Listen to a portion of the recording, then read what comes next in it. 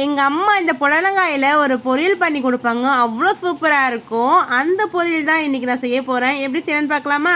புடலங்காயை நல்லா வாஷ் பண்ணி தண்ணியில் ஆட் பண்ணிக்கலாம். கொஞ்சம் மஞ்சத்தூள் ஆட் பண்ணி தேவையான உப்பு ஆட் பண்ணிவிட்டு கொஞ்சம் வேக வச்சு எடுத்துக்கலாம். நல்லா வேக வச்சு எடுத்துக்கலாம். அதுக்கப்புறம் ஒரு பேனில் எண்ணெய் ஆட் பண்ணியிருக்கேன். வெங்காயம் கருவேப்பிலை ஆட் பண்ணியிருக்கேன். இது நல்லா வதக்கி எடுத்துக்கலாம். லைட்டாக கலர் மாற அளவுக்கு வதக்கினா போதும். எங்கள் அம்மா கையில் சாப்பிட்றது அவ்வளோ சூப்பராக இருக்கும். அதே மாதிரி செய்யணும்னு ஆசைப்பட்டு நானும் செஞ்சுருக்கேன். அதுக்கப்புறம் கடலைப்பருப்பு நல்லா வடைக்கு அரைக்கிற மாதிரி அரைச்சி எடுத்திருக்கேன் பாருங்கள். மசால் வடைக்கு அரைக்கிற மாதிரி தண்ணி எதுவும் இல்லாமல் அரைச்சி எடுத்துக்கோங்க. அவ்வளோதான். இதையும் ஆட் பண்ணி நல்லா உதிரியாக மிக்ஸ் பண்ணி இந்த மாதிரி வேக வச்சு எடுத்துக்கலாம். அதுக்கப்புறம் இதுக்கு தேவையான அளவுக்கு உப்பையும் ஆட் பண்ணி கொஞ்சமாக மிளகாய் பொடி ஆட் பண்ணிக்கலாம். இது கூட ஒரு பச்சை மிளகாவும் ஆட் பண்ணியிருக்கேன், பார்த்துருப்பீங்க.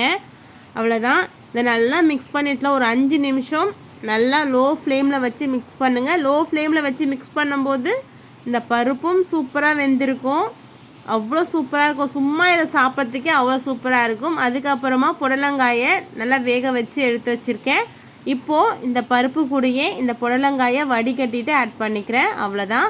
இதை நல்லா இதையும் ஒரு 3-4 மினிட்ஸ் வந்து நல்லா மிக்ஸ் பண்ணிகிட்டே இருந்திங்கன்னா சூப்பராக ரெடி ஆகிடும்.